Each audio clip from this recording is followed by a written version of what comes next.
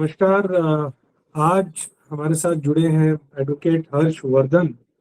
Advocate Vardhan Symbiosis law college से विधि की पढ़ाई करी है और इस वक्त में Delhi high court, Lucknow high court और arm forces tribunal real estate matters में district court Saket, Rose Avenue, Patiala house etcetera में प्रैक्टिस करते हैं। इनको लगभग 10 साल से ज़्यादा का लीगल प्रैक्टिस का अनुभव है।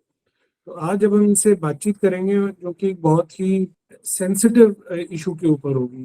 हालांकि 2017 में government of India real estate sector के लिए रेरा एक्ट लेकर के आई और उसमें काफ़ी प्रावधान हैं जो इन्वेस्टर्स को या रियल एस्टेट बायर्स को प्रोटेक्ट करते हैं। लेकिन क्या उसके अलावा भी कानून में और ऐसे प्रोविजंस हैं जिससे कि ऐसे इन्वेस्टर्स या ऐसे बायर्स जहां बिल्डर्स के साथ काफ़ी मेजर प्रॉब्लम्स हो रखी हैं, उनको कुछ लाभ हो सकता है या नहीं, या उनके लिए कोई रेमेडीज अवेलेबल है या नहीं। उसी सिलसिले में बातचीत करने के लिए आज हमने एडवोकेट वर्धन को बुलाया है।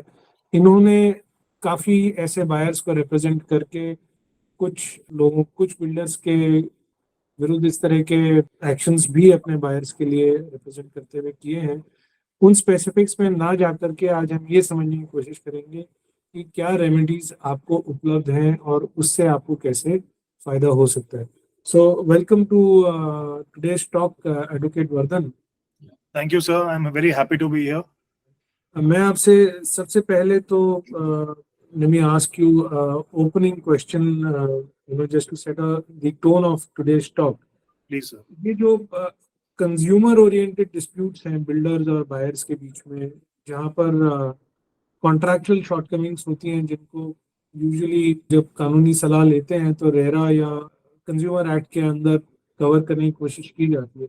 इसके अलावा ऐसे कौन से आपराधिक या क्रिमिनल ऑफेंसेस हैं जो बिल्डर्स यूजुअली कर देते हैं? आपने बहुत ही अच्छा सवाल उठाया है captain Vipul sir.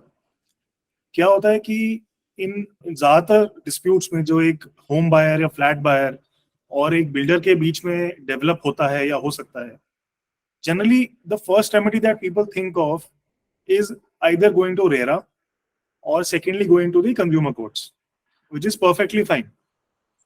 However, there is another remedy in law which is available to such buyers in most cases. I won't say that all cases will qualify, but generally in most cases that will be possible, which is to initiate proceedings under the criminal laws of our country.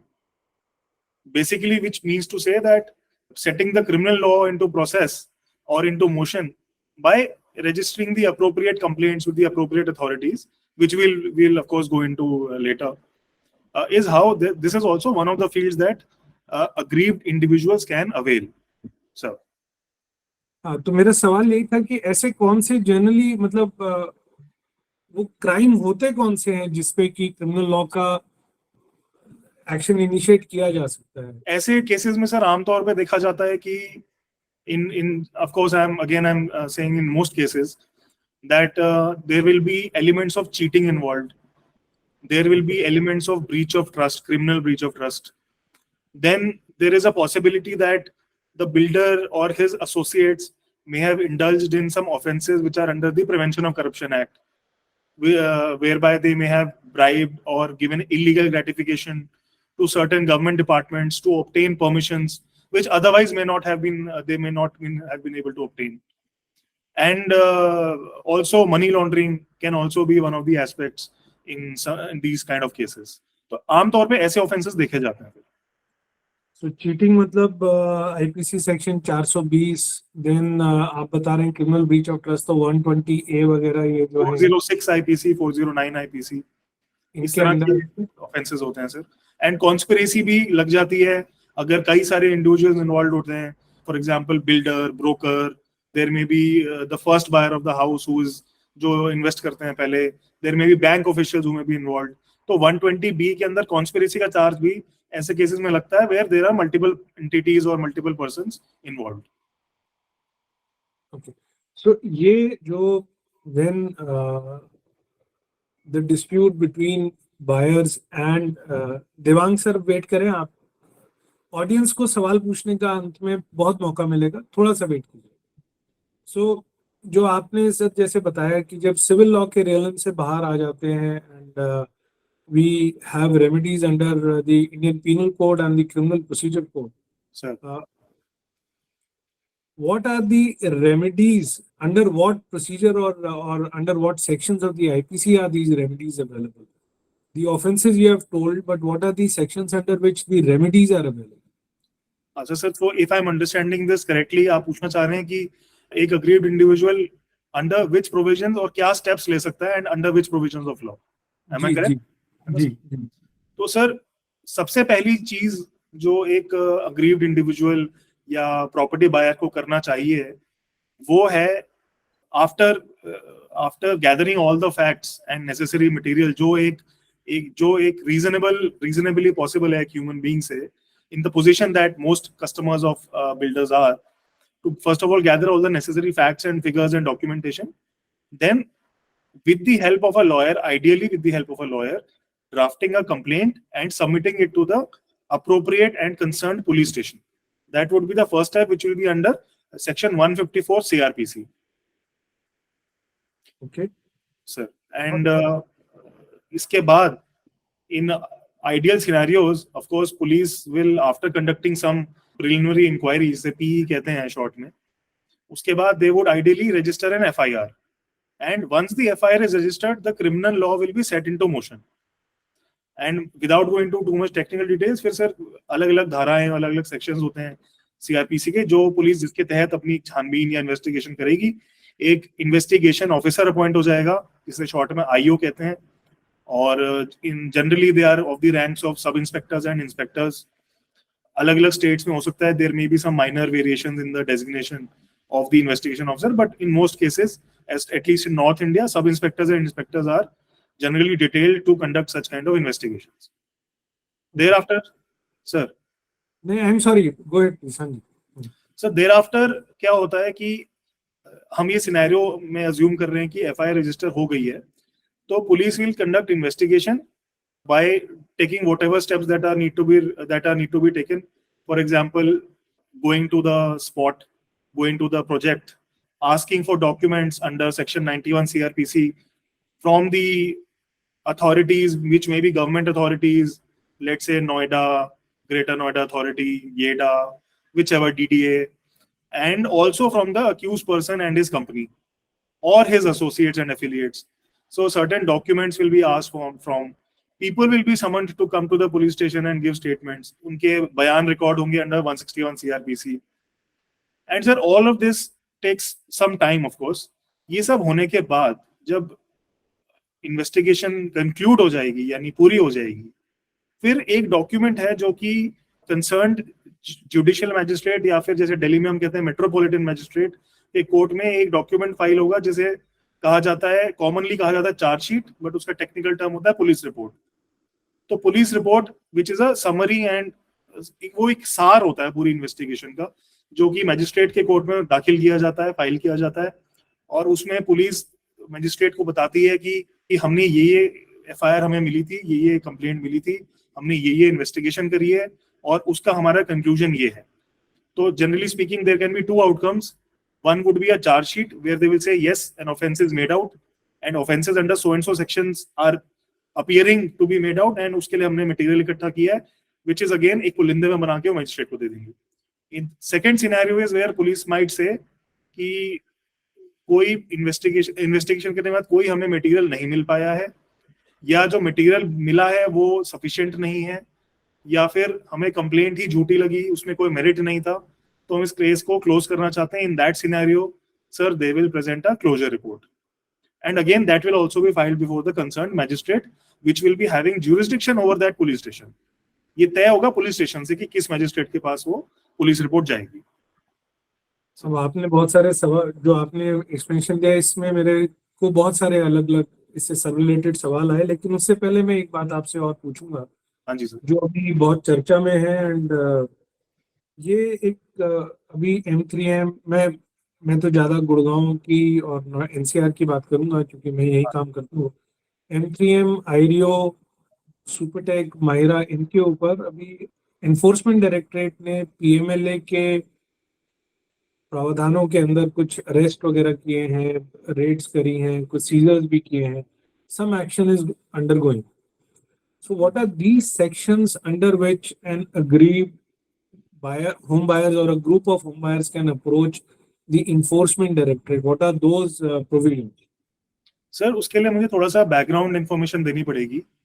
क्या होता है कि ED को यानी enforcement directorate को अपनी actions initiate करने के लिए जरूरी होता है कि किसी इन्वेस्टिगेटिंग एजेंसी के पास ऑलरेडी एक केस रजिस्टर होके उसमें छानबीन या कार्रवाई चल रही हो. फॉर एग्जाम्पल सर, मैं यहाँ पे एक अग्रीव्ड फ्लैट बायर का एग्जाम्पल लेता हूँ. लेट से कुछ 4-5 या एक सिंगल बायर भी हो सकता है, ज्यादा भी हो सकते हैं, उन्होंने एक कंप्लेंट करके एफआईआर लॉन्च करा रखी है पुलिस स्टेशन में, which can be about cheating and forgery or whatever, prevention of corruption act, whatever. उसके बेसिस पे ही सर अगर certain conditions are being met and certain monetary thresholds are being met, ED is supposed to take action on their own. उनको एक report जो है, there is a system and mechanism for sharing of information and वो अपने आप initiate करती है. ये आम तौर पे एक होम बायर या कोई भी अग्रीव्ड इंडिविजुअल डायरेक्टली ईडी के पास जाकर के एक्शन इनिशिएट नहीं करा सकता until and unless एक ऑलरेडी ऑनगोइंग इन्वेस्टिगेशन चल रही हो, either by the state police or by CBI or some other investigating agency. Sir So इसके अंदर ईडी के जो ये एक्शन है ये more or less suo moto है, and but I am assuming that home buyers at least can maybe make a petition or bring it to their notice that this kind of a thing is happening. yes they can sir, लेकिन पहला कदम होगा कि police station में जाके या जो भी मतलब depending on the facts of the case कि क्या हुआ, क्या है उसमें ऑफेंस क्या कमिट हो रहा है, तो जिस भी most likely 99% of time sir police का ही सब्जेक्ट होता है, पुलिस में पहले एफआईआर कराई जाएगी.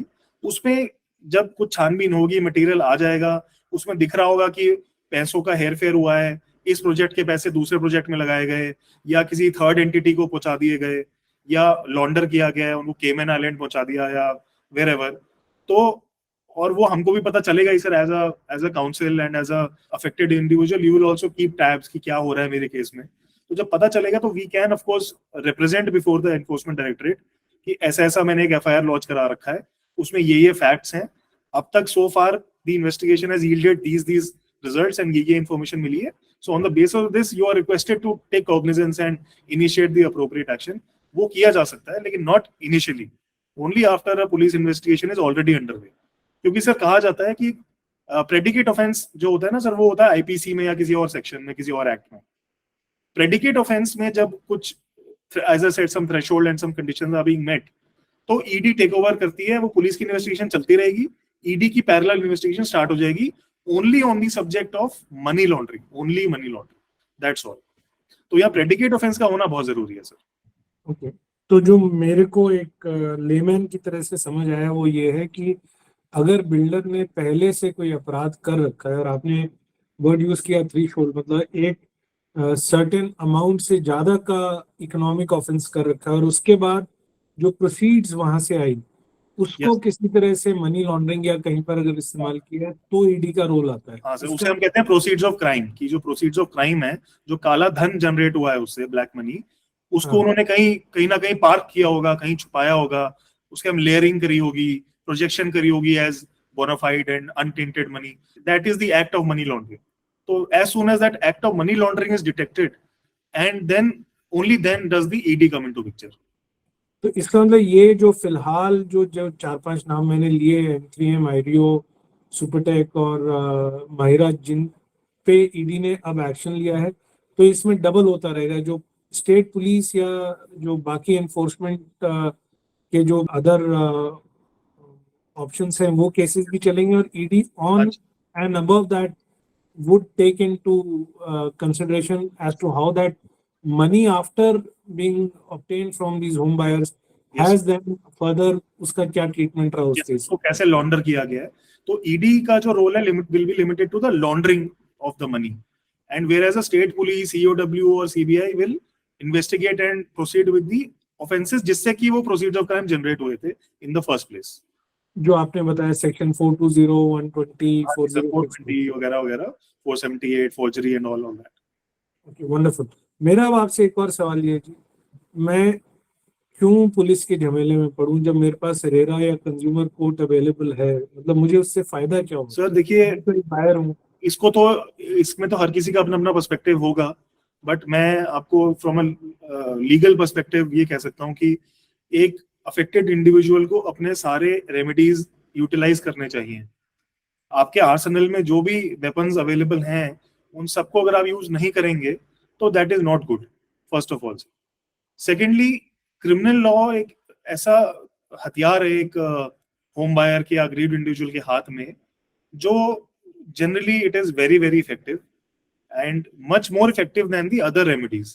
So either in isolation हम केवल और सिर्फ क्रिमिनल लॉ की रेमेडी अवेल करें, या इसको हम इन conjunction with the other remedies of RERA, consumer court etcetera use करें, तो दोनों ही सूरतों में ये बहुत अच्छा और अच्छा वाजिब रिजल्ट्स ला करके देता है, ऐसा देखा गया है। थर्डली सर, क्या होता है कि once the criminal law is set into motion, तो एंड ऑफ कोर्स उसके लिए भी सारे स्टेप्स अगर ढंग से लिए गए हैं एक इंडिविजुअल द्वारा, and all the due diligence has been done, things have been done in the proper way, तो police, once the FIR is registered and process of law is set into motion, तो police काफी दबाव बनाती है, या दबाव नहीं कहूंगा उसे मैं, काफी परेशान करती है ऑपोजिट पार्टी को, और threat of getting arrested is very very real. The threat of property being seized और being investigated into, and then उसके क्लोजेट से क्या क्या और स्केलेटन निकलेंगे, उसकी कुछ भी, एनीथिंग इज पॉसिबल। तो इन सच scenarios it is likely and it is seen, of course, based on experience, it has been observed that जो builder और उसके जो associates होते हैं, affiliates होते हैं, they are much more likelier to settle with you or negotiate with you to reach a settlement. So this is how it is very very extremely effective.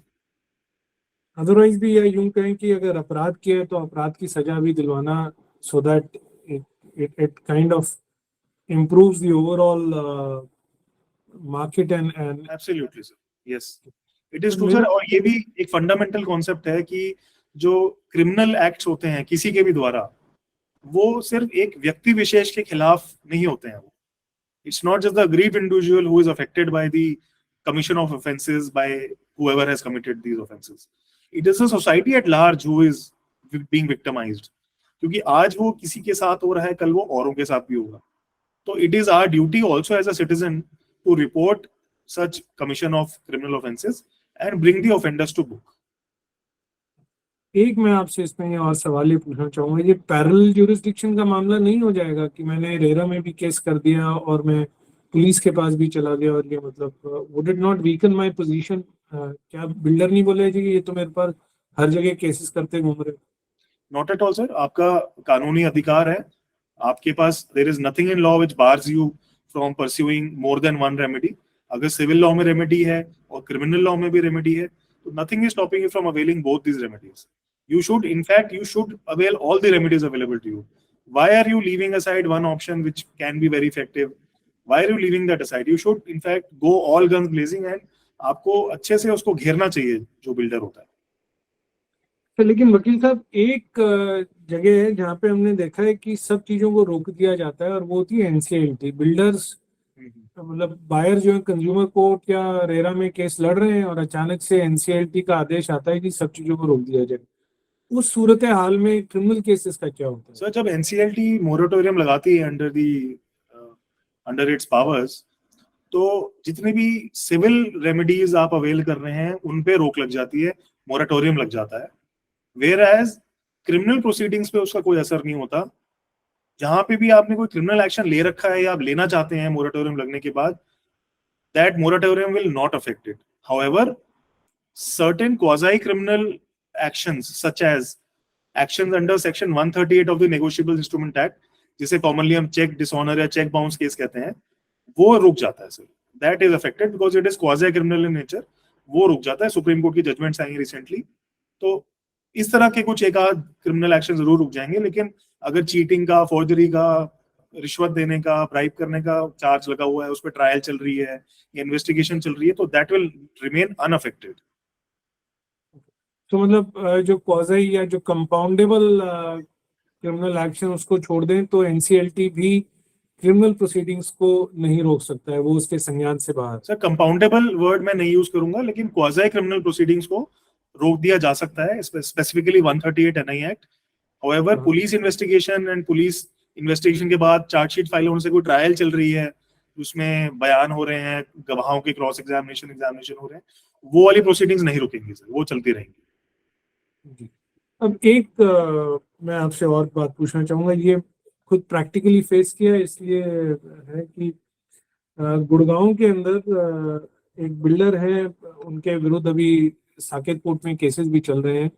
एमवीएल के नाम से उनका कुछ प्रोजेक्ट था, हमने कुछ उसमें मेरे क्लाइंट्स ने कुछ निवेश किया और बाद में उसमें परेशानी आई। जब हम ईओडब्ल्यू में गए तो उन्होंने बोला कि नहीं, आपके इन्वेस्टमेंट्स तो 20-20 लाख के हैं, तो ये तो ईओडब्ल्यू में कुछ उस वक्त शायद 1 करोड़ था, अब शायद 2 crore. They have a financial threshold below which they don't register an FIR. Yes. So what is the way out in this? इसमें क्या किया जा सकता है? सर ये बात तो ठीक है कि EOW का as far as at least Delhi is concerned, the minimum threshold is of 2 crore rupees. तो 2 करोड़ से नीचे की अगर संपत्ति होगी जिसमें कंट्रोवर्सी या डिस्प्यूट पैदा हुआ है, तो ordinarily EOW will not register that FIR in its own police station. उसके लिए आपको सर जो आपका लोकल एरिया का पुलिस स्टेशन है जहां ऑफेंस कमिट हुआ है, it can be either where you are living और where the other party is running their business, the criteria is offence कहां कमिट हुआ है, तो वहां की पुलिस स्टेशन में रजिस्टर करा सकते हैं। लेकिन किसी वजह से आप EOW जाने के लिए इच्छुक हैं, you are very keen to go to the EOW only, so then in such a scenario, मैं आपको पर्सनल एक्सपीरियंस से बता रहा हूँ कि मैंने एक सुपरटेक रोमानो के कुछ होम बायर्स का केस फाइल किया था। तो उसमें सर हमने क्या किया था, करीब 8-10 लोगों को इकट्ठा कर लिया, उनकी FIR, हर एक की अलग अलग FIR के लिए कंप्लेंट बनाई, लेकिन जाके एक साथ सभी लोगों ने उसको रजिस्टर कराया। और ऑफ कोर्स थोड़ा बहुत इसमें बातचीत करनी पड़ती है, ऐसे आसानी से तो कोई भी पुलिस अधिकारी तैयार नहीं होता FIR रजिस्टर करने को, थोड़ा सा बातचीत करने से ही हल निकलता है। लेकिन हमने उन 10 लोगों को, करीब 8 या 9-10 लोग जो भी थे, उनको इकट्ठा करके FIR कराई, तो 2 करोड़ का थ्रेशोल्ड क्रॉस हो गया एंड देर बाय वहां पे हमारी एलिजिबिलिटी बन गई, तो हमारी FIR रजिस्टर हो गई EOW में। This is one of the options that can be availed. वकील साहब, मैं आपको और एक प्रैक्टिकल प्रॉब्लम बताऊंगा जो खुद भुगती हुई है, इसलिए मुझे पता है। सर पुलिस मना ही कर देती है कि FIR करेंगे नहीं, कोई बहाना, कोई something on that sort. I mean मुंह पे ये नहीं बोलते FIR नहीं करेंगे, आप कंप्लेंट दे दीजिए, इसमें तो सिविल मामला है, क्रिमिनल तो लगता ही नहीं है। So then what is the option for home buyer या प्रॉपर्टी ओनर? वो तो अब आप जबरदस्ती तो नहीं कर सकते ना। Valid concern sir, and of course this happens a lot, ये काफी देखा गया है, वेरी कॉमनली रेज्ड ग्रीवेंस है ये सभी तरह के जो विक्टिम्स होते हैं किसी भी अपराध के। तो सर इसमें मेरा सलाह ये है कि फर्स्ट ऑफ ऑल तो जो कंप्लेंट है आपकी, वो एक प्रोफेशनली ड्राफ्टेड कंप्लेंट होनी चाहिए, तो उससे आपके चांसेस मैक्सिमाइज हो जाते हैं FIR दर्ज होने के। सेकेंडली, आप जब पुलिस स्टेशन जाएं और उसे दर्ज कराएं, तो आपको उस टाइम तो केवल आपकी कंप्लेंट पे वो एक्नॉलेजमेंट दे करके, डायरी नंबर एंटर करके, स्टैम्प और सील लगा के वापस दे देते हैं। तो एक प्रिलिमिनरी इंक्वायरी होती है, उसके बाद ही FIR दर्ज की जाएगी। वैसे तो सुप्रीम कोर्ट का आदेश कहता है कि अगर कॉग्निजेबल ऑफेंस डिस्क्लोज हो रहा है फ्रॉम द कंप्लेंट, तो an FIR should be immediately registered, but that hardly ever happens, specially in economic offences where multiple views are possible कि ये सिविल ऑफेंस है कि क्रिमिनल ऑफेंस है या नहीं, उसमें तो प्रिलिमिनरी इंक्वायरी होगी ही होगी।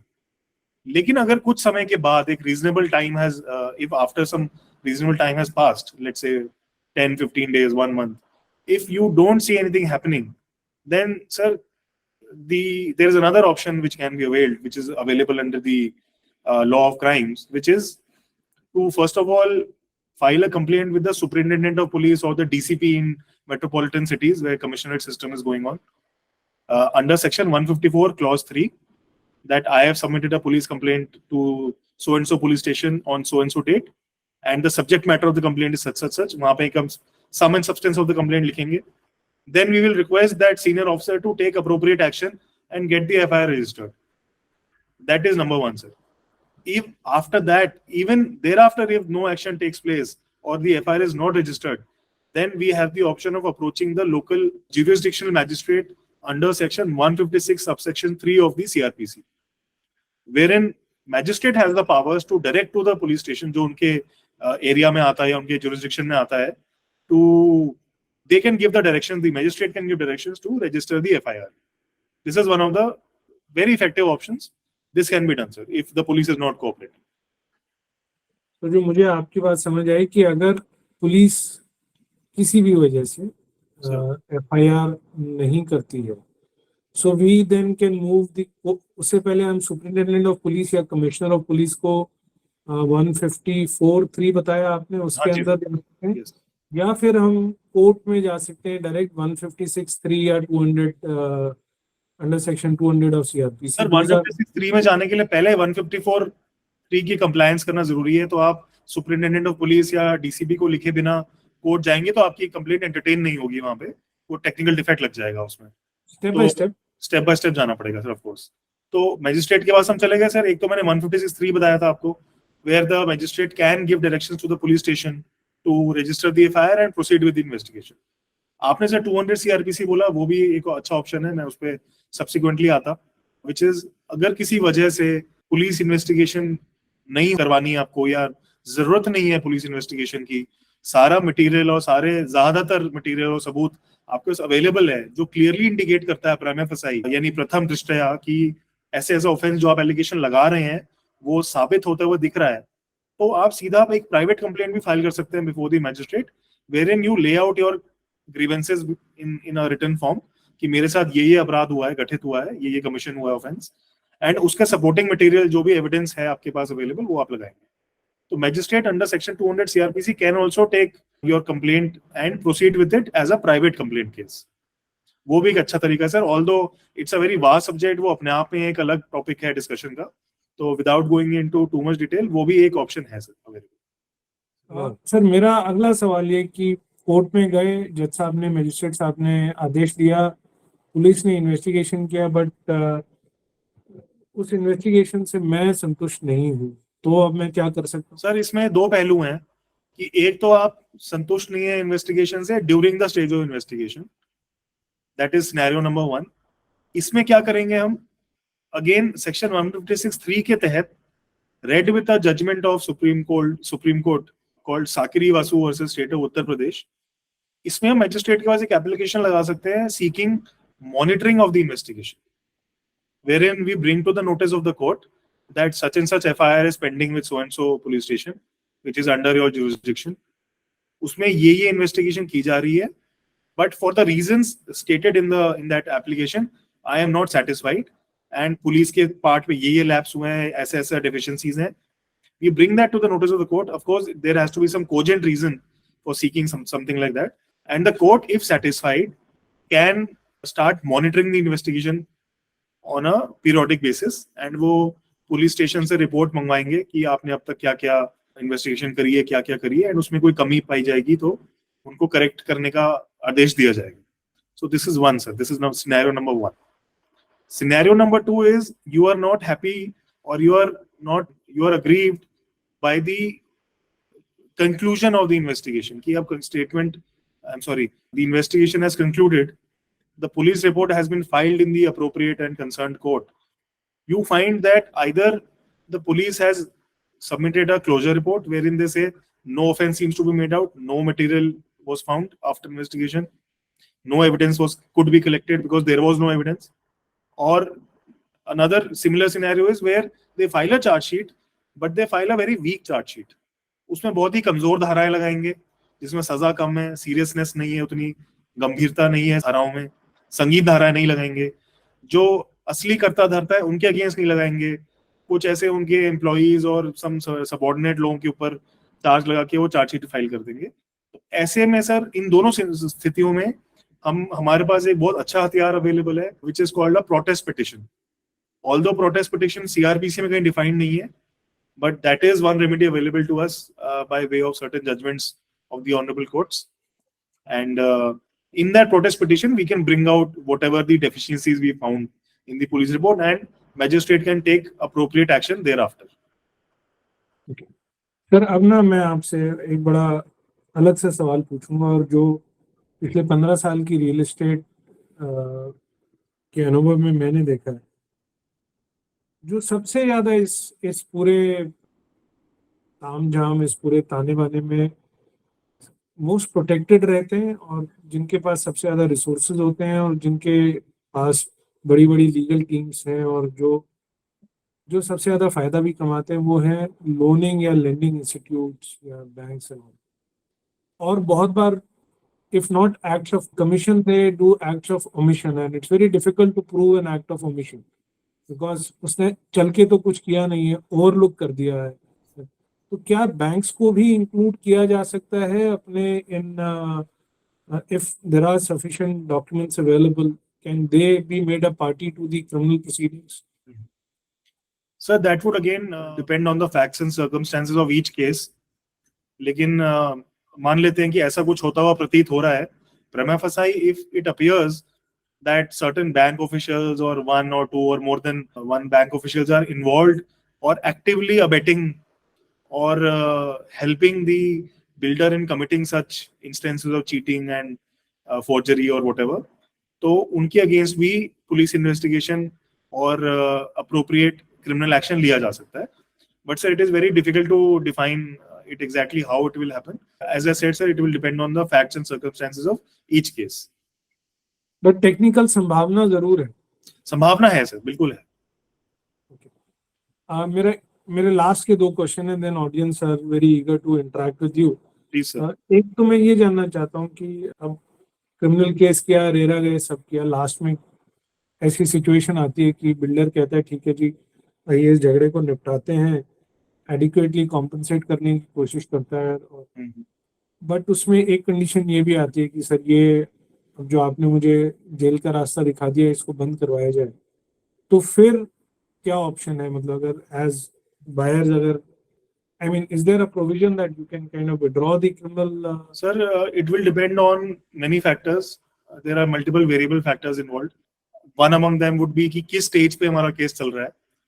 ज्यादातर सिनेरियोज में तो आपके द्वारा यानी कंप्लेनेंट के द्वारा केस वापस लेना मुश्किल होगा, क्योंकि ऐसे जो संगीन धाराएं होती हैं जिसमें काफी कई सालों की सजा और वगैरह वगैरह, फाइन वगैरह इन्वॉल्व होता है, उसमें आप कंप्लेंट फाइल करने के बाद और चार्जशीट फाइल होने के बाद आप मियर विटनेस की कैपेसिटी में रह जाते हैं. उस टाइम पे स्टेट जो केस जो चलता है उसका नाम होता है स्टेट वर्सेस XYZ, जो भी अक्यूज पर्सन है. तो आपकी प्राइवेट केस नहीं है सर, वो गवर्नमेंट ने टेक ओवर कर लिया. जो पब्लिक प्रोसिक्यूटर है वो प्रोसिक्यूट कर रहा है उस केस को. तो in most scenarios, just simply taking it back will not be an option. However, if an appropriate settlement is arrived at, and you as the complainant or as the individual is happy or now satisfied with whatever you have received, you can enter into a settlement agreement with the accused person or the builder, and then thereafter, and I would advise sir that ये agreement तब तक नहीं होना चाहिए जब तक जो भी promises आपको किए गए हैं वो एक्चुअल डिलीवर ना हो गए हो या on the verge of delivery ना हो, तो तब तक ये नहीं करना चाहिए फर्स्ट ऑफ ऑल सर. लेकिन अगर हो गया है, सब कुछ ठीक रहा है and everything is satisfactory, then one can enter into a settlement agreement, and then it is the onus will be on the builder and his legal team to avail of appropriate remedies, for example under section 482 of the CRPC, जहां पे वो high court जा सकते हैं and they can get the proceedings quashed from the high court based on your settlement agreement and various other factors. वो उनके ऊपर onus होगा, आपको कुछ नहीं करना पड़ेगा. हाँ ठीक है, ऐसे वो शरीफ आदमी नहीं है, उसके खिलाफ आपराधिक मामले दिख रहे हैं, तो ऐसा दैट्स ओके. मेरा आखिरी सवाल है आपसे सर, मैं कहाँ जाऊँ कंप्लेन करने के लिए? रहता दिल्ली में हूँ, बिल्डर का ऑफिस गुड़गांव में है, और प्रॉपर्टी भिवाड़ी में खरीदी है. तो बताइए जुरिस्डिक्शन कहाँ बनेगा? हरियाणा पुलिस बोलती है बिल्डर का ऑफिस गुड़गांव में, हरियाणा पुलिस बोलती है जी प्रॉपर्टी भिवाड़ी की है. या आप तो दिल्ली रहते हैं, दिल्ली पुलिस बोलती है कि बिल्डर का ऑफिस गुड़गांव में. Where is the actual jurisdiction? Is it at all three places, or I mean, how do I know which police station do I approach? Sir इसमें सबसे ज्यादा इंपॉर्टेंट बात है which needs to be taken into account is where has the commission of offense taken place. अब sir वो depend करेगा कि offence का नेचर क्या है. ऑफ कोर्स अगर लेट्स से चोरी का ऑफेंस है तो उसके इंग्रेडिएंट्स और उसके एलिमेंट्स अलग होंगे, चीटिंग में कुछ अलग होंगे, फोर्जरी में कुछ अलग होंगे. पर एक एग्जांपल ले लेते हैं सर चीटिंग का ही. अब चीटिंग में क्या होता है कि कोई आपको फॉल्स प्रोमिसेस करता है या कुछ ऐसी बातें बोलता है जो कि सच नहीं है, नोइंगली दैट, एंड वो पर्सन नोइंगली आपको झूठ बोल रहा होता है या फॉल्स एक रोजी पिक्चर पेंट कर रहा होता है to induce you into parting with your money और विथ योर व्हाटएवर प्रॉपर्टी, तो वो इंड्यूसमेंट कहाँ पे हुआ है सर? आपने पेमेंट जब करी पैसों की तो आप कहाँ थे, आपने कहाँ करी? वो सेल्स रिप्रेजेंटेटिव आपके पास आया था या आप उसके पास गए थे? आपने बिल्डर के ऑफिस में बैठ के सेल्स पिच सुनी थी जहां पे आपके साथ छलावा या छल कपट या फ्रॉड किया गया था? तो ये सारी चीजें देखनी पड़ेंगी sir. Again it will depend on the facts of each case, but in most cases जहां पे बिल्डर का रजिस्टर्ड ऑफिस है वहां पे कर सकते हैं, या फिर आप जहां पे भी आपने पेमेंट करी पैसों की, जहां पे हमने एडवांस चेक हैंडओवर किया था या कैश दिया था या ट्रांजैक्शन किया था ऑनलाइन, वहां पे जनरली सर, जनरली स्पीकिंग वहां पे जुरिसडिक्शन बन जाएगी। तो जो बिल्डर का normal place of doing business है वहां पर, वहां पे भी बिल्कुल बन सकती है सर। जैसे उनका सेल्स ऑफिस है, प्रोजेक्ट हाँ, साइट पे ही लेट्स से सेल्स ऑफिस है, वहां पे आपको इंड्यूसमेंट हुई, फॉल्स प्रोमिसेस किए गए, आपके साथ छल कपट हुआ, तो वहां पे भी बन सकती है। और अगर आपके घर आके सेल्स रिप्रेजेंटेटिव आपके साथ ऐसे इंड्यूसमेंट करके गया है और he made you part with your hard earn money based on false promises, तो जहां आप रहते हैं वहां की बेसिस पे की जा सकती है सर। एज ए सेट बहुत वेरिएबल फैक्टर्स इन्वॉल्व हैं, तो डिपेंड करेगा। Thank you advocate Vardhan. मैं सब लोगों को एक बार इनका नंबर देना चाहूंगा, and if you want to speak to advocate Vardhan personally, his number is 844, आप नोट कर सकते हैं, वैसे मैंने चैट बॉक्स में भी डाला है। इट इज, इनका पूरा नाम है एडवोकेट हर्षवर्धन। Number is 8447946689। मैं रिपीट करता हूँ, 8447946689। एडवोकेट वर्धन ने सिम्बायोसिस इंस्टीट्यूट ऑफ लॉ से अपनी वकालत पूरी करी है। He practices in Delhi high court, Lucknow bench of the Uttar Pradesh high court. He practices in real estate matters in district courts of Saket, Groves Avenue, and the Patiala House district court. Other than that, he also practices in the Armed Forces Tribunal. मैं real estate और financial consulting करता हूँ। मेरा नाम है captain Vipul Chaudhary. I am a BA law and MBA finance from MDI Gurgaon. If any one of you wants to get in touch with me, my number is 9873162134. Read that, it's 9873162134.